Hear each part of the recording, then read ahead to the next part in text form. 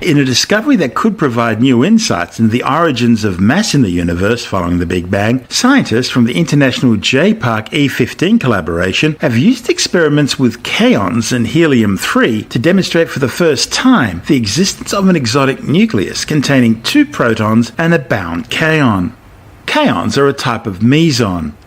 The existence of mesons was first proposed back in 1935. And their eventual discovery was awarded with the Nobel Prize.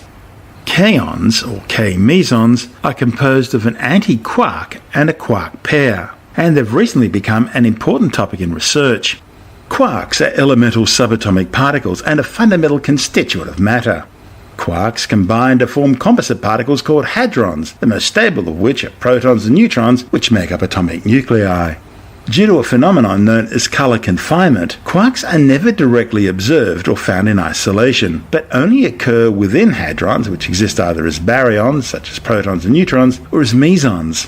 Quarks have various intrinsic properties, including electric charge, mass, color charge, and spin.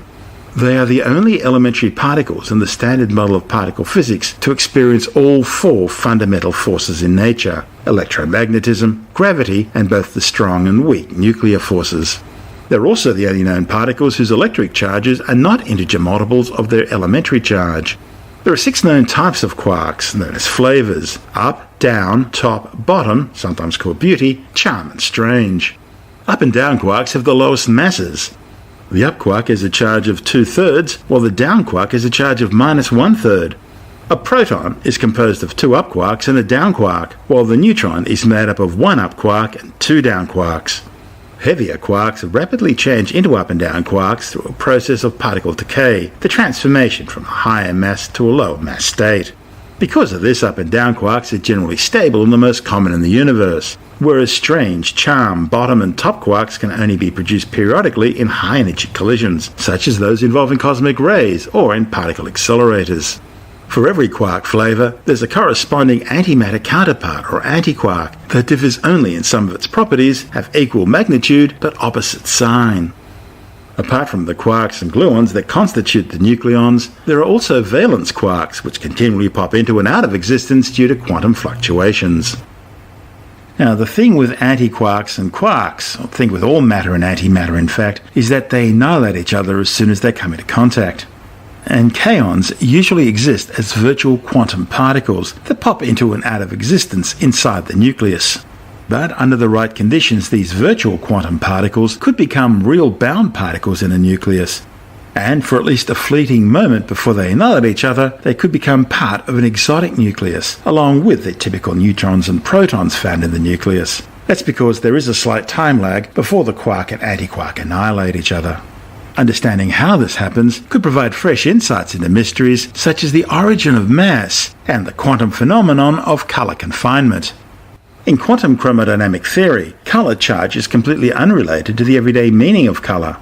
It simply uses the primary color labels, red, blue, and green, to describe the properties of different types of quarks and how they interact through gluons with their corresponding antiparticles. A particle with a red, green, or blue charge has a corresponding antiparticle, in which the color charge must be the anticolor of red, green, or blue respectively, for the color charge to be conserved in particle-antiparticle creation and annihilation. In quantum chromodynamics, color confinement is the phenomenon that quarks must be bound together in groups that can't exist in isolation. Instead, 3 different colored quarks, red, green, and blue, must combine to form a baryon, such as the protons and neutrons found in atoms, while 2 quarks, made up of a color and anticolor pair, combine to form a meson.